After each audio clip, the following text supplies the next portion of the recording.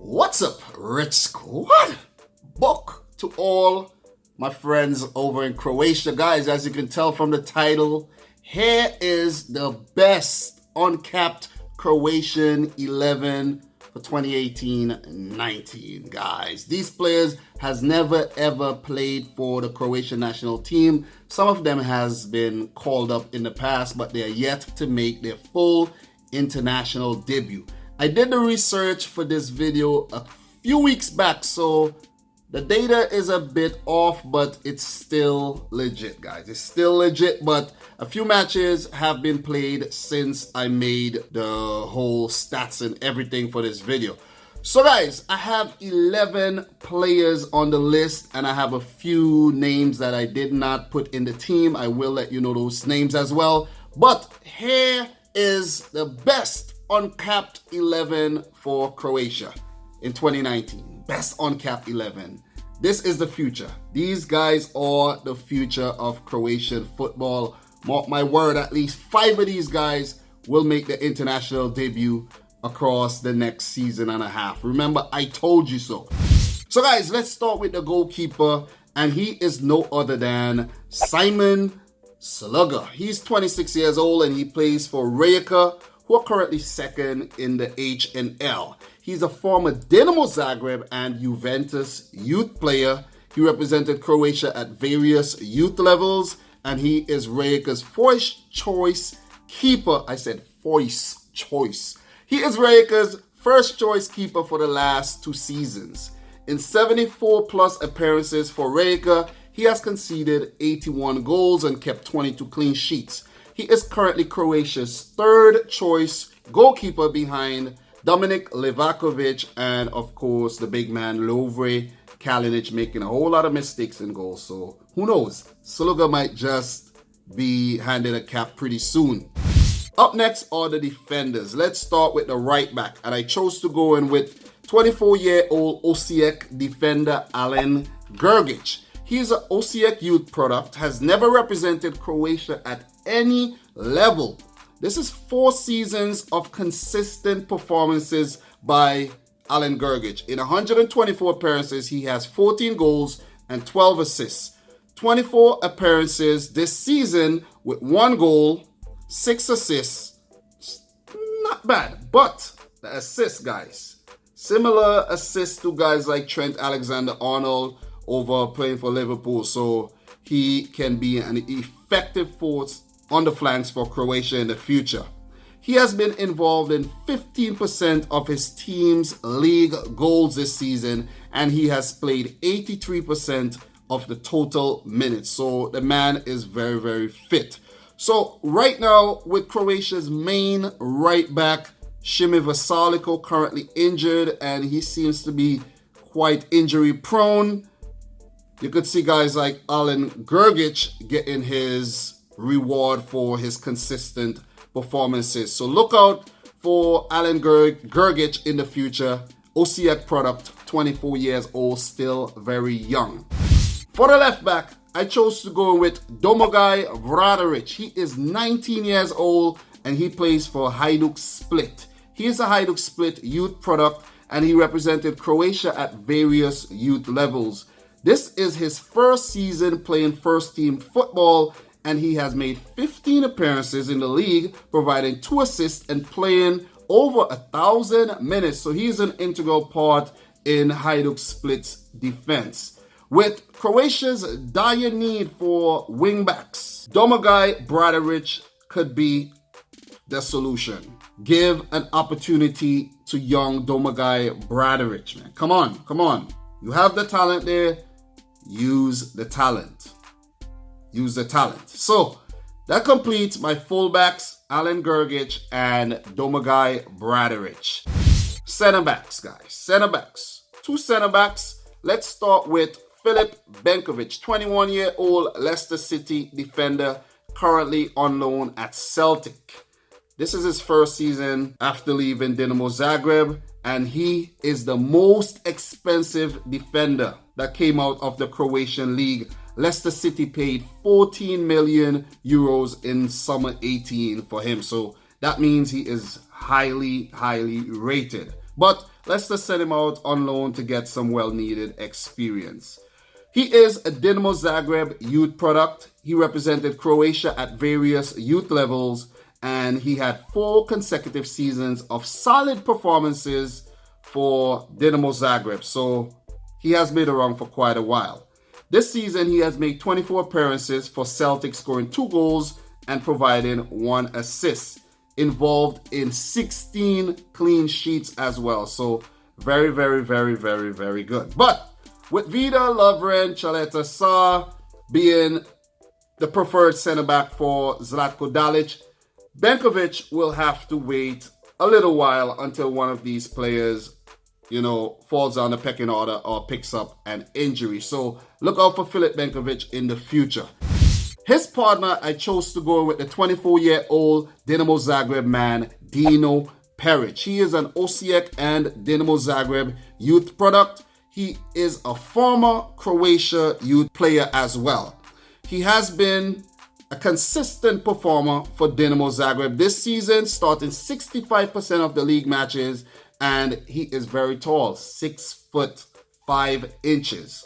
That's a giant of a defender. You need guys like that, when you're defending corners to get the balls out of there. Dinamo has only conceded 14 goals in the league all season, and guys like Dino Peric is to be blamed for that miserly defense.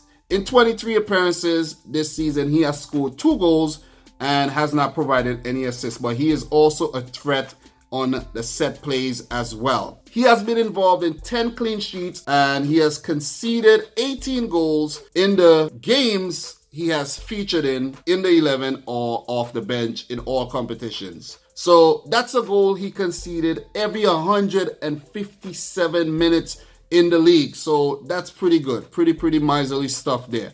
Dinamo has officially won the HNL, and they made it to the round of 16 in this season's Europa League. But then again, with Vida, Lovren, Chaleta Sa being the preferred center-backs right now for Zlatko Dalic, and we have Benkovic as competition, Dino Peric has to wait his turn as well. So that completes the defense. Dino Peric, Filip Benkovic, Alen Grgic, and Domagoj Bradaric. So now we move into the midfield.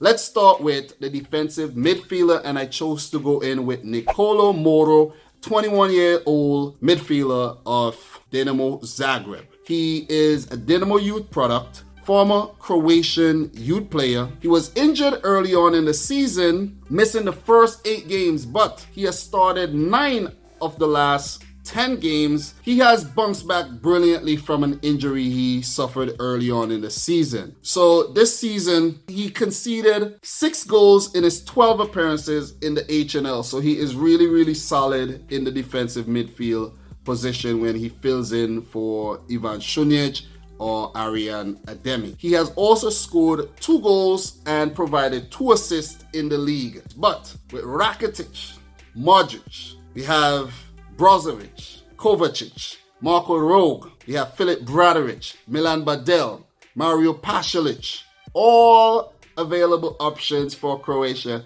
It's hard for a guy like Nicolo Moro to slot into the Croatian team right now, so he has to wait a little while for his turn, but it will come. It will come. Rakitic up there in age, Modric up there, Badel as well. Nicolo Moro's turn will come sooner or later. Now for the central attacking midfielders, the players just above him, I chose to go in with the 26-year-old Hajduk Split man, Mijo Saktas. So Mijo Saktas is a Dugopolje and Hajduk Split youth product.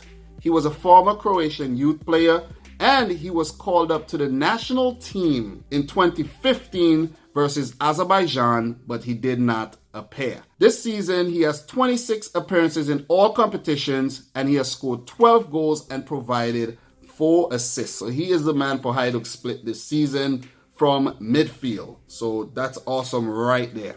He is the highest scoring uncapped Croatian in the HNL as well. Highest scoring midfielder in the HNL. He is currently involved in 35% of Hajduk Split's goals this season. But As I just mentioned, it will take a minor or major injury crisis for Mijo Saktas to fit into this current Croatian team with Modric and Rakitic and Bradaric and Brozovic and Kovacic and Marko Rog and Mario Pasalic all available. Mijo Saktas, brilliant season, but at 26 years old, his time is running out. The final midfielder is Toma Basic. He is 22 years old and he plays for Bordeaux in the French Ligue 1.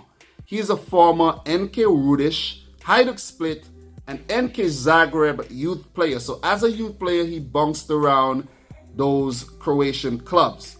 He is a former Croatian youth player as well, and in 21 appearances this season, he has 3 goals and provided 2 assists in all competitions. More goals and assists as PSG's Marco Verratti. This season, he has been involved more later on in the season than early on in the season, and Bordeaux was currently 13th at the time when I made this video. So he has been an integral part in helping Bordeaux survive or keep off relegation this season. He has made 75 appearances, scoring 11 goals and 14 assists for Hajduk Split while he was in Croatia. 25 appearances, 2 goals for NK Rudiš. It will also be very difficult for Toma Basic to fit into this current Croatian team, as I mentioned before. Guys, let's move into the forwards. You guys hear the baby in the background? He's the future. He's the future. I'm talking about the future, and he is acknowledging and he is agreeing with me that these players are some of the future stars of Croatian football. But let's go into the forward. Let's start with the left winger, and I chose to go in with the 18-year-old Dinamo Zagreb man, Antonio Marin. He is still a Dinamo Zagreb youth player, still a Croatian youth player as well. He has made 4 first-team appearances this season and 5 second-team appearances, scoring 4 goals. 6 appearances in the UEFA Youth League, scoring 4 goals. He has made 40 youth appearances for Croatia, scoring 11 goals. So he has been absolutely fantastic for Dinamo Zagreb youth team and for Croatia youth team. And he was recently featured in Goal.com's Best 50 Young Players as well. So look out for Antonio Marin, young left winger. He will definitely be Perisic's replacement in the future if Perisic retires soon. But there's also Marco Piazza waiting in the wings, but he is very injury prone. But at 18 years old, he's very raw, and I think he should be given his opportunity. At right wing, guys, we have another Dinamo Zagreb man, and he is Mislav Orsic, and he is 26 years old, former Kustosia and Inter Zapršić youth product, former Croatian youth international as well. He has made 36 appearances in all competitions this season for Dinamo Zagreb, scoring 11 goals and 4 assists. He's probably added to that already. This is his most fruitful season as well in his entire career. So he has finally come of age, and I think he deserves a call-up though. He's flying under the radar. Come on, Zlatko Dalic, call up Mislav Orsic. He is the leading goal scorer this season for Dinamo with 11 goals at the time. And in 287 career appearances, he has 73 goals and 37 assists. That's a goal every 272 minutes. Marco Piazza has scored a goal every 276 minutes throughout his career. So you see what I'm getting at, right? And Ivan Perisic is currently keeping Mislav Orsic out of this Croatian team, in my opinion. So look out for Mislav Orsic in the next year and a half. If he doesn't get a call-up in that time period, I don't think he will ever play for Croatia. And guys, last but not least, the striker. I chose to go in with 25-year-old Rijeka man, Jakov Poljic. He has been absolutely phenomenal, along with Antonio Čoljak. It was between him and Antonio Čoljak, but Čoljak picked up a nasty injury and he was out for a while. and Jakub Puljic slotted in nicely, and he stepped up to the plate like a man, and he has been carrying Rijeka on his shoulder. He's a former Siberia youth product, former Croatian youth player as well. He has made 25 appearances in all competitions this season, scoring 11 goals, 6 assists. He's probably added to that by now.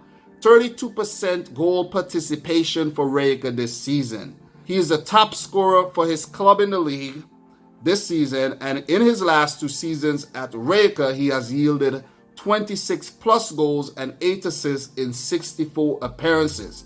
So this season, he has really been a lot better. With Bruno Petkovic, Marko Levaya, Ivan Santini, and Andrej Kramaric all seemingly higher up the pecking order than Jakub Puljic, it would take a major injury crisis for Puljic to step into the Croatian 11 right about now. And guys, that completes my Croatian uncapped 11 for 2019.